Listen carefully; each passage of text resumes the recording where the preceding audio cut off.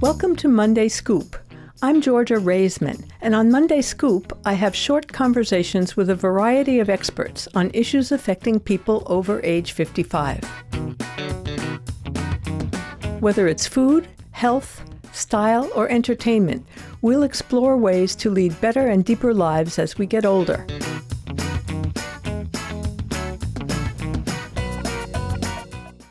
Good morning, I'm Georgia Raisman, and this is Monday Scoop. Today, I'm here with Elsa Schafer, who is a delightful guest. I'm so happy she's here because she's not a regular Nantucketer, and yet she's a visiting Nantucketer for purposes of political organizing, we might say. Although she's been working recently for a group called Reclaim Our Vote, organized by Center for Common Ground in 2018. And before we get to that, which has got a very important function in our current political environment, I think I'd like to ask Elsa to explain a little bit about who she is, how she got to this part in her life, having been born in the Midwest, grown up on the East Coast, lived in Europe, now lives on the West Coast, having had a peripatetic life. What brought her to this particular portion? So thank you so much for being with me today, and tell us a little bit about yourself. Thank you, Georgia. You're kind to have this interview. I think at core, I care a lot about justice and fairness. In college, I was a European history major, which I think taught me a lot about human nature, that and psychology. And I came out of that thinking there's good and evil in all of us, and it's up to us to try to create a world in which we bring out the best in others. So that's, I think, the only thread that carries me through all of this. And I think in 2015, well, first of all, 2008, when Obama became president, and I had married a very dark-skinned Indian.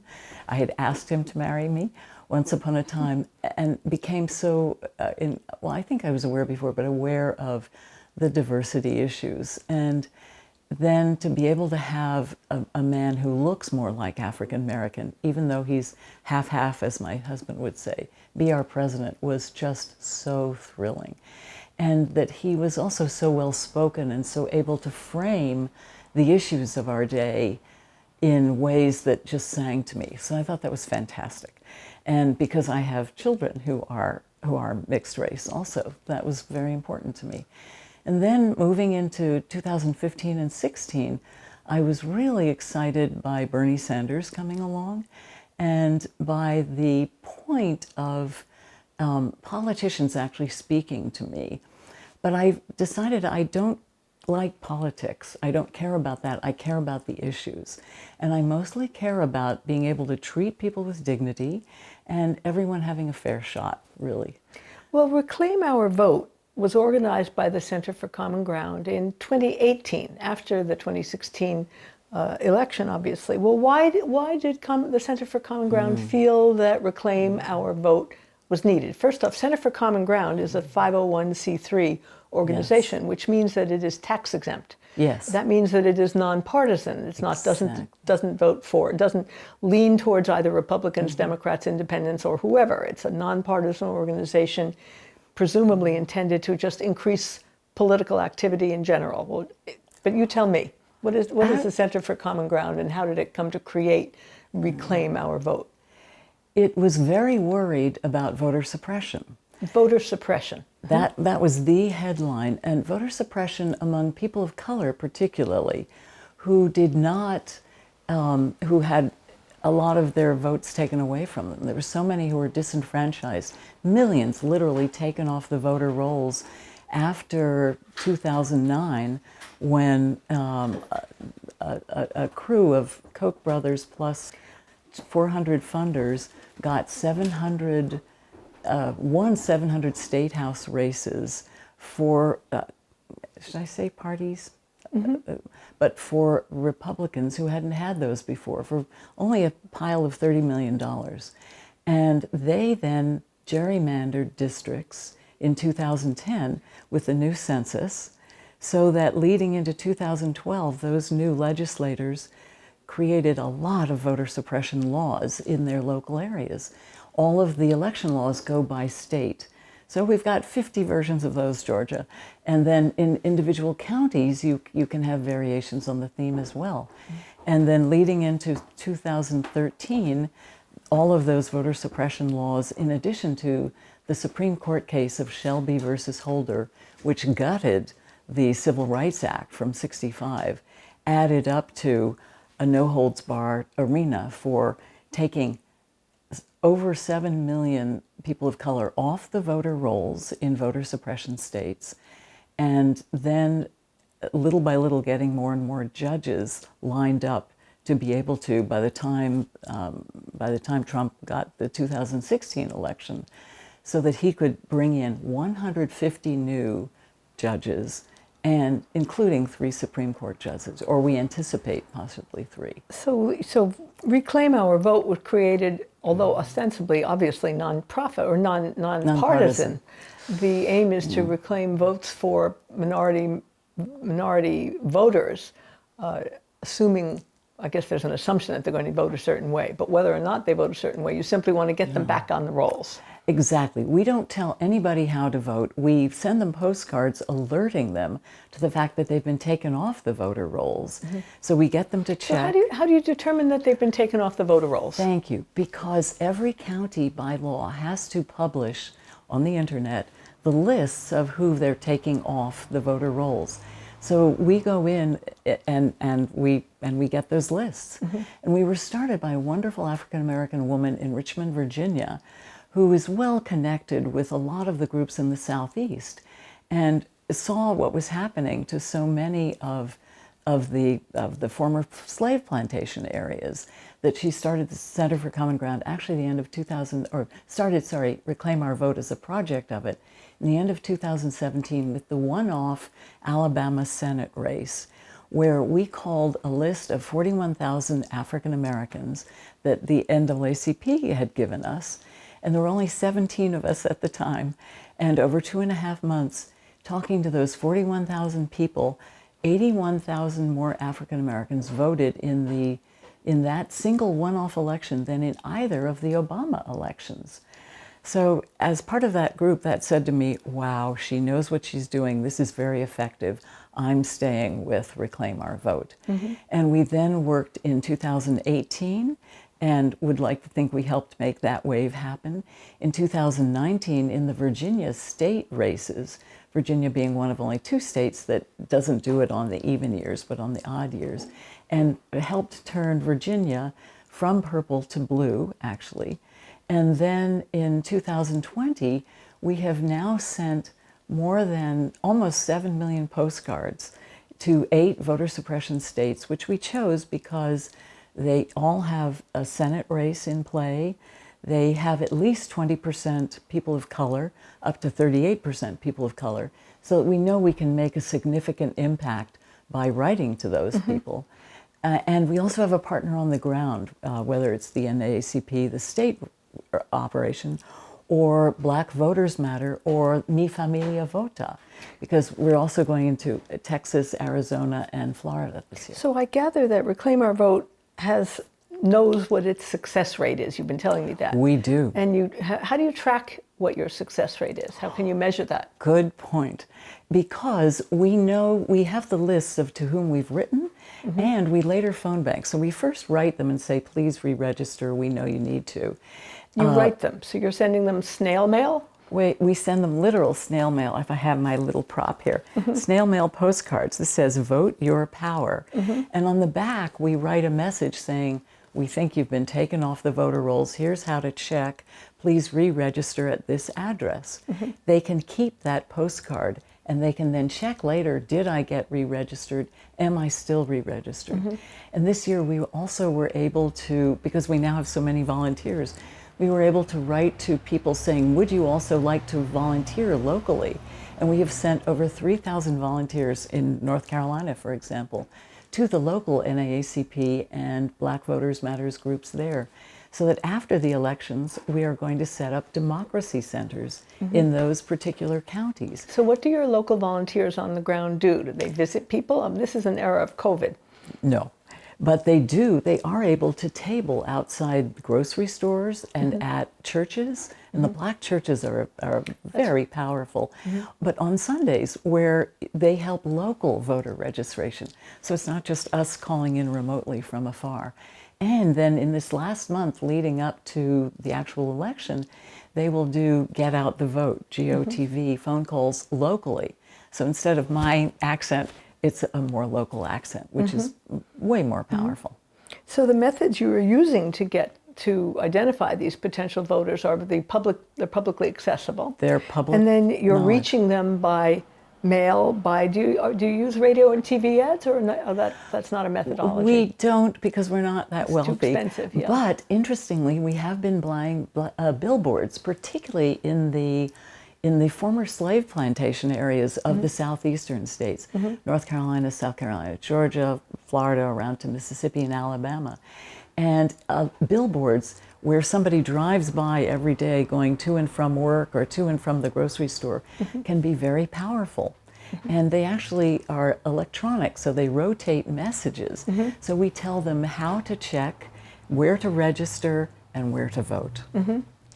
So are you going to worry about current voter fraud cases that are, I've been reading about this, current voter fraud cases that are deliberately caused, and then they're being sued? In other words, people will go in and pretend to register voters incorrectly, and then later operatives of the same party will go in and say, look at those incorrectly created voters, and this is all fraudulent. Are you paying attention? And they'll get media attention. Exactly. This is why we are trying to register as many people as we can, so that the people who vote are the ones who determine the outcome. And it's their vote, not their dollar bill, that matters. We are so concerned about a lot of what's happening lately that we're now shifting from saying please vote by mail to saying please go in person and vote early. And in 7 of our 8 states, there are now early open voting places. And we think, despite COVID, that if you go early, and a lot of them are opening, in North Carolina they're already voting. In Texas they open on October 13th. There are enough of those early voting locations that we're saying, if you can, please go early, wear your mask, vote early, before there are huge long lines, because we think it's safest to get directly into the machine rather than this vote by mail stuff, because there's so much misinformation floating around about voter fraud with vote by mail. And it's been proven by third-party neutral people time and again that there is so little mail fraud. It's not funny, and it's so accidental. It doesn't tend to be purposeful. So that, given all of that, we know it has to be a tsunami to have the real vote, the real wish of we the people, the voters, come through. So I think with the demographic of people over age 55, and with the demographic of people of color being more susceptible to COVID than ever, can you address this when you talk to people in person? Is that outside your script, or can your script be modulated so that older people of color their fears in this COVID environment are addressed? We don't want to talk anybody out of that fear. It's a real fear. We too are worried fear. about COVID. Yeah. It's very legitimate, exactly. But that's what, and we do allow that conversation, particularly in our phone banking. Thank you for asking that, Georgia, because it's if you are wearing a mask. We heard Dr. Fauci say that wearing a mask was actually more important than a vaccine. Now, whether or not he will also say that 2 years from now, that's the importance of being smart and socially distancing. And that mask alone can really help protect you. So we are hoping that people who are, as long as you're not immune suppressed, for the immune suppressed, I absolutely say, please vote from home at your kitchen table, and if you can, have a friend take that in, or have your child take that in for you. But a lot of those voter suppression states then want you to have a notarized ballot and have both of your signatures notarized. They make it as hard as possible. But in some areas it's loosening little by little. But absolutely, if there's a good reason for you to need to vote by mail, yes.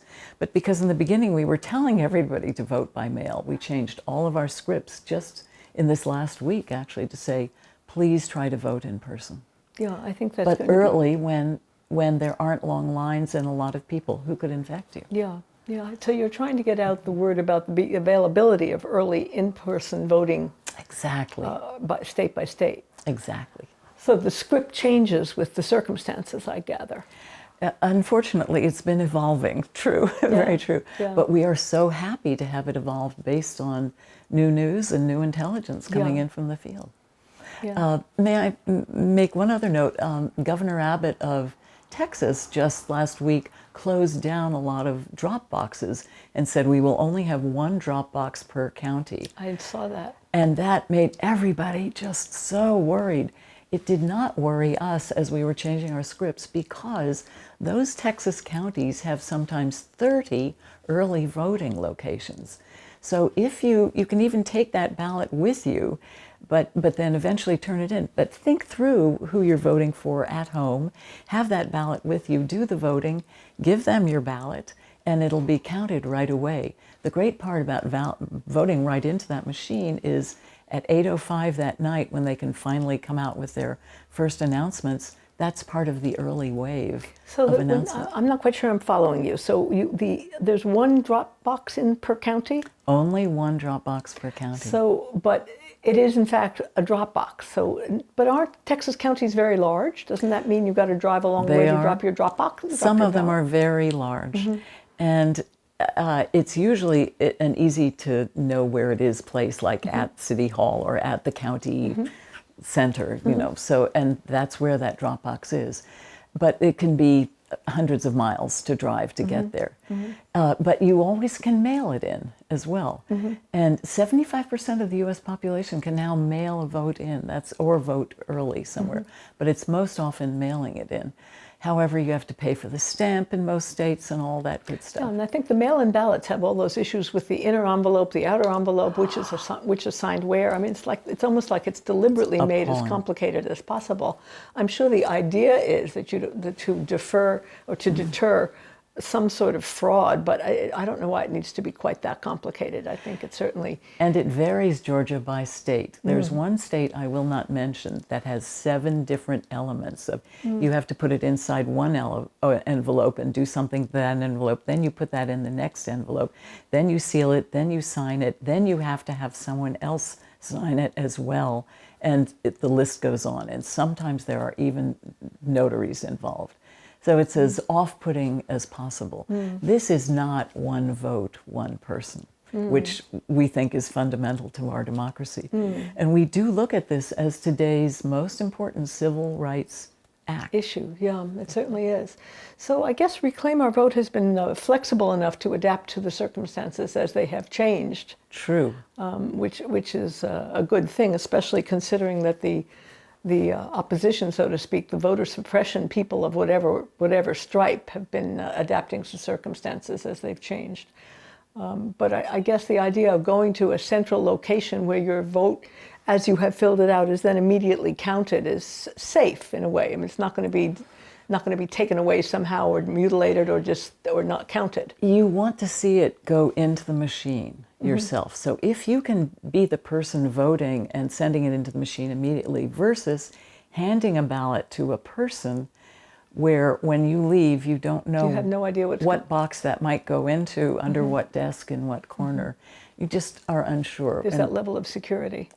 We think it's safer. And then save the strip at the end that has your number on it. And you can later check and see, where is my ballot? Is it being counted? Has it been counted yet? Oh, you know. Just so that you make sure you keep your own audit trail.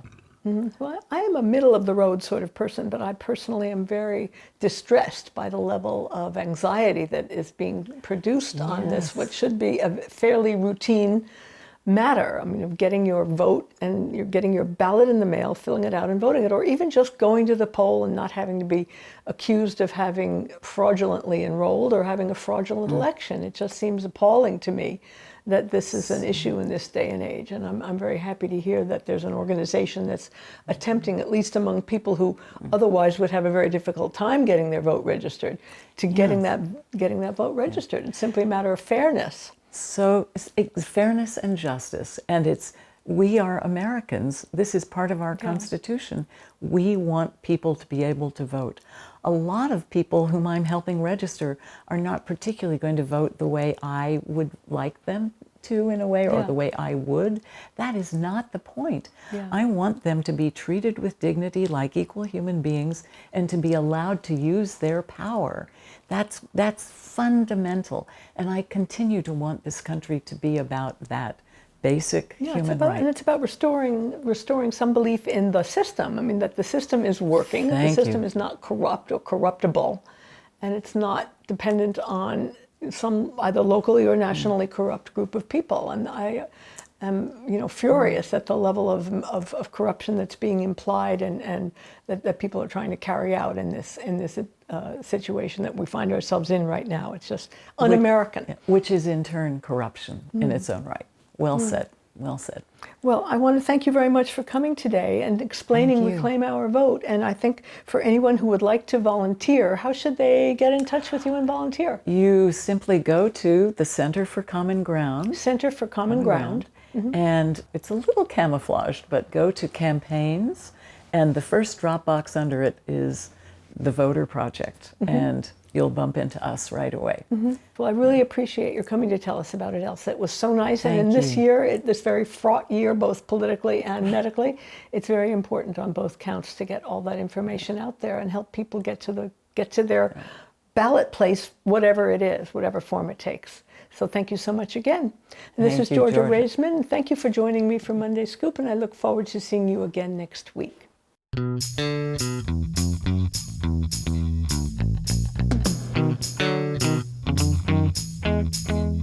Are there topics you'd like to know more about? Email me at mondayscoop@gmail.com. See you next Monday.